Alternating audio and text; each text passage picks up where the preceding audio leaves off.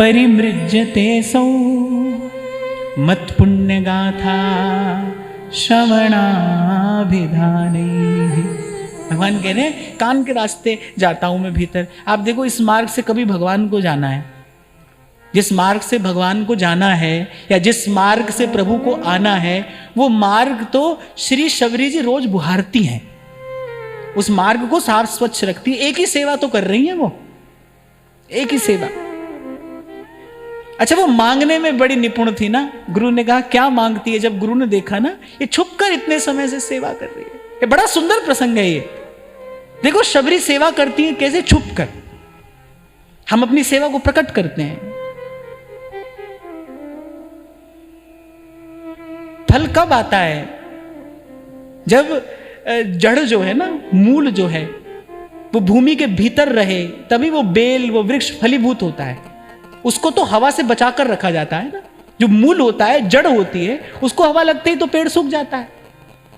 तो ऐसे ही जो हमारे जो पुण्य कर्म हैं वो कब फलीभूत होते हैं? जब उनको छिपा कर रखा जाता है, तब वो फलीभूत होते हैं। अच्छा हम करते क्या है? पाप को छिपाते हैं, पुण्य को प्रकट करते हैं। जो छिपाओगे वो बढ़ेगा। हम पाप छिपाते हैं तो मन में पाप बढ़ता है, पुण्य को हम प्रकट करते हैं, प्रकट होते ही वो घटता है। तो छुपकर सेवा करती हैं शबरी। जिसकी सेवा कर रही है उसको भी नहीं पता। फिर एक दिन देखा मतंग ऋषि ने, छिपकर देखा भाई कौन है ये जो सेवा कर रहा है।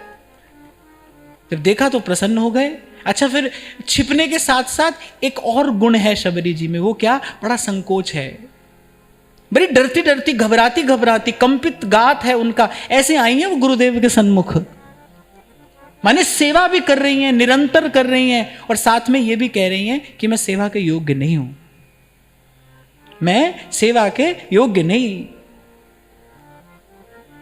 जो कुछ किया सो तुम किया, मैं कछु किया नाही, कहीं कभी जो मैं किया तुम ही थे मुझमा। ऐसी सेवा प्रभु को, ऐसी सेवा इष्ट गुरु को प्रसन्न करने वाली है। छुप कर की जाए, ससंकोच की जाए, विनम्रता पूर्वक की जाए। मतंग ऋषि ने कहा क्या मांगती है, क्या चाहती है, क्यों कर रही है ये सब, क्या मनोरथ है? हाँ, और शबरी क्या कहती हैं? मुझे मांगना भी नहीं आता, बस आप आशीर्वाद दे दीजिए, बस आपका आशीर्वाद चाहती हूं। ये तीसरी बात यहां से सीखने को मिलती है कि सब करने के बाद कोई कहे ना क्या चाहिए, बस आशीर्वाद दे दीजिए। इस सारे अस्तित्व में सबसे सुंदर भेंट अगर कोई है ना, वो आशीर्वाद है।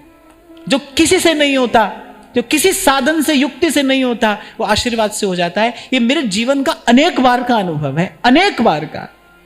जो अपनी सामर्थ्य से नहीं होगा, जो किसी युक्ति से नहीं होगा, जो किसी औषधि से नहीं होगा, जो किसी मंत्र से नहीं होगा, वो किसी के आशीर्वाद से हो जाता है।